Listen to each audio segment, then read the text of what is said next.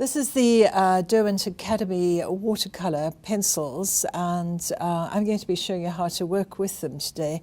They are water-soluble colour and absolutely beautiful to work with. You can draw with them and you can take them into washes as well. So let's have a look what we can do. The Academy watercolour pencils are super to draw with. You're sketching, but you're sketching with colour.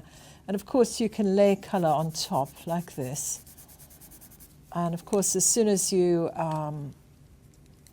add some water to the product, it's all going to blend together. So you've got the best of both worlds. You can colour mix dry, or you can colour mix wet. And of course, once it's wet, you can go back in and put the details in, like this. So really a beautiful product to work with. Very, very versatile, lovely to sketch with, but also to use as a source of colour. So if necessary, if you wanted to do a wash, you could pick up the colour directly from the pencil and just lay it in and create a very soft wash effect. And of course, once you've done that, you can go back in and do detail on top. So really one of the most versatile products to work with. I'm going to do a portrait working with the academies, and I'll show you how to do that. I'm going to draw very lightly with the Blue Academy watercolour, and what I tend to do is assume that the proportions are a third from under the chin to under the nose, a third to the eyebrow, and a third to her hairline. And then once I've got that, I establish the eye very, very lightly. Using straight lines, I find it's easier to correct a straight line than it is to correct a curve. So to get things more accurate, I draw with straight lines. I'm going to lay in the shadows where the eye sockets are and where the cheekbones are, giving me lovely broad shadows, and gradually work into the detail.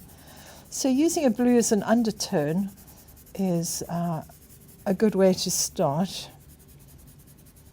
Any drawn lines that I've used that I don't want, I can merely lift out or soften by using the water brush, and that way build up the colours in the form that I'm after. And her mouth is very expressive, so just using a little bit of colour, I'm going to dissolve the paint, and I'll start working some colours in on top of that. Got a lovely light tone on the top of her cheekbone here, which I'll probably use the white of the paper. So using a pinky colour on top, just building the colours up like that. Then I'm going to take a little orange on top of that. And of course I can dissolve all this paint later on, once I'm happy with the tones. Introducing a little warm colour in now. Once again, always working from the dark into the light. I might have a go at drawing the nose, and always draw on the dark side and allow the light of the paper to be your light tone. Coming in at an angle like that. Soften off the whole time, and now I'm going to have a go at the mouth. I quite often find the mouth the most difficult part to draw because it's so expressive. And teeth are quite difficult to do. What I tend to do is just hint at them rather than putting too much detail in. And then using your pencil sideways on, give a little bit of texture up at the top. Just going to get the shape of the head in. It's wearing a lovely necklace with a lot of detail. As you can go in and put some very broad lines in just to hint at, like that. Taking quite a dark colour now. The ear is about here, with a great big earring. And it's all about tones, if you can get the tones right.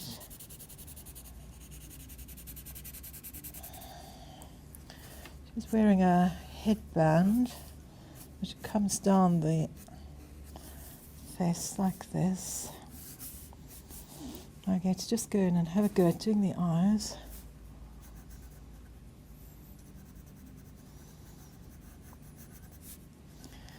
Just line up the irises using once again straight lines. And you don't have to put in a tremendous amount of detail, but I do want some darks just on the edge of the mouth. Like that. And then using the water brush, I can start moving this paint around and going back in and putting any detail in.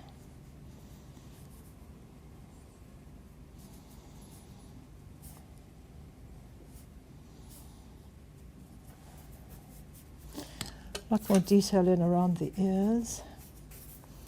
And of course this side of the head is nice and dark. So going back to my blue, I'm just putting these great big shadows in.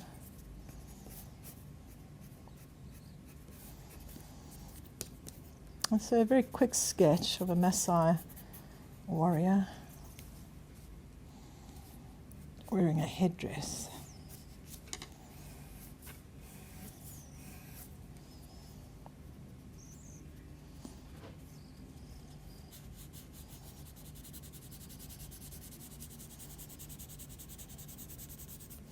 And using the Academy watercolor range as a sketching tool as well as using it for washes.